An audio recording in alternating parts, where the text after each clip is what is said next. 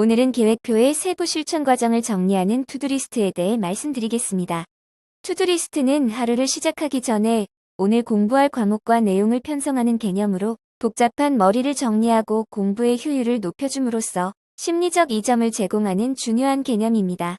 투두리스트의 장점을 간단히 나열해보면 첫째, 심리적 안정감, 둘째, 공부의 효율성 제공이라는 긍정적 역할이 있습니다.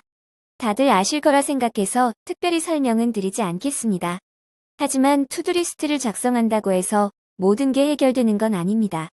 투두리스트에도 몇 가지 한계가 있습니다. 첫째, 투두리스트만으로는 공부 일정 관리를 효과적으로 할 수 없습니다. 월별 계획표 없이 투두리스트만으로는 단순한 공부 목록에 그칠 수 있으며 전체적인 흐름을 놓칠 수가 있습니다. 둘째, 컨디션에 따라 생각보다 못한 경우 공부 진도가 밀릴 수 있거나 또는 과도한 과목 추가로 인해 오히려 역효과를 불러일으킬 수 있습니다. 이렇게 되면 오히려 부담감만 늘고 목록에 올린 과목들을 대부분 못하게 되면서 다음 날의 투두리스트에 영향을 미치게 됩니다.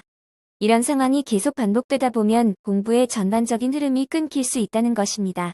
결론적으로 투두리스트를 작성하기 위해선 월별 계획표를 먼저 작성하면서 그날의 상황에 따라 투두리스트를 조절하면서 작성해야 합니다. 구체적인 투두리스트 작성에 앞서 유의해야 할 점과 효율적인 작성 전략에 대해 말씀드리겠습니다. 먼저 투두리스트 작성 시 주의사항을 보시면 첫째, 자신의 역량에 대한 과대평가를 하지 마라. 둘째, 모호한 목록 작성을 피하라. 셋째, 하루 일정과의 연계성을 무시하지 마라입니다. 먼저 자신의 역량에 대한 과대평가는 다들 경험해 보셨을 겁니다. 머릿속 상상만으로 과도하게 계획을 짜고 몇 시간 후 계획표를 수정하는 반복적인 일상들이 많았을 텐데요. 이를 방지하기 위해선 순공 시간을 충분히 확보해야 합니다. 두 번째로 투두리스트는 1년 계획표처럼 두루뭉실하게 작성하면 안 되고 보다 구체적으로 오늘 공부할 부분을 명확히 작성해야 성취감이나 동기의식을 가질 수 있습니다. 월별 계획표 작성 시 대단원까지 표기했다면 투두리스트 작성 시에는 중단원, 소단원까지 명확히 표기하는 게 좋습니다.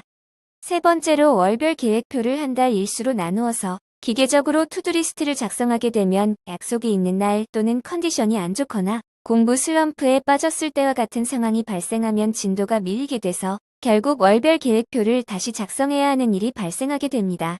투두리스트는 월별 계획표처럼 미리 작성하는 게 아니므로 그날 상황에 맞게 작성하는 것이 좋습니다. 그러면 나에게 맞는 투두리스트를 작성하려면 어떻게 해야 할지 작성 전략을 설명드리겠습니다. 첫 번째로 우선순위를 정하는 것은 투두리스트 작성에서 가장 중요한 일입니다. 수험생마다 시험 과목에 있어서 중요시하는 과목이 다르기 때문에 다음 화면의 결정 조건을 투두리스트에 적용해서 참고 바랍니다. 표에서 보시면 과목에 대한 중요성은 일반적으로 같은 시험을 보는 수험생들이 느끼는 정도를 기준으로 해서 보시면 됩니다. 반면 우선시해야 할 과목은 본인이 준비하는 과목 중 다른 수험생보다 약하거나 준비가 안 되었다고 느끼는 주관적 요소를 의미합니다. 이것을 기준으로 해서 시험 과목을 화면의 표에 대입해 보시고 오늘 어떤 과목을 우선순위에 두어야 할지 작성해 보시기 바랍니다. 두 번째로 충분한 시간 배정은 아까 얘기했던 자신의 역량을 과대평가하지 말라는 부분과 일맥상통합니다. 단원을 마치기 위해선 공부 시간과 본인의 학습 소화력에 비례하기에 여유 있는 시간 배분을 해서 오늘의 목표 진도가 마무리될 수 있도록 해야 합니다. 세 번째로 피드백 부분은 계획표를 작성하는 가장 근본적인 이유입니다. 저번 시간에 말씀드렸던 성취도 평가를 의미합니다. 네 번째로 수험생들이 많이 실수하는 것으로 양보다 질을 중시해야 합니다. 투두리스트 작성 시 많은 수의 단원을 작성하려는 선입견을 버리셔야 합니다. 마지막으로 그날의 컨디션에 따라 진도량을 조절하면서 작성하시는 겁니다. 감기 몸살인데 의욕만 넘쳐서 무리하게 계획을 잡고 공부하게 되면 진도는 예상보다 적게 나가고 그에 따른 실망감이 부정적인 영향을 미칠 수 있습니다.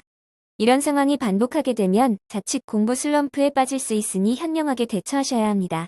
폭풍우가 몰아치면 무리하게 맞서지 말고 잠시 피하는 것도 전략이라 할 수 있습니다. 시간에 쫓기듯 공부하시지 말고 시간을 운영할 줄 알면서 공부하셨으면 좋겠습니다. 다음 시간에는 투두리스트 작성법에 대해 말씀드리겠습니다.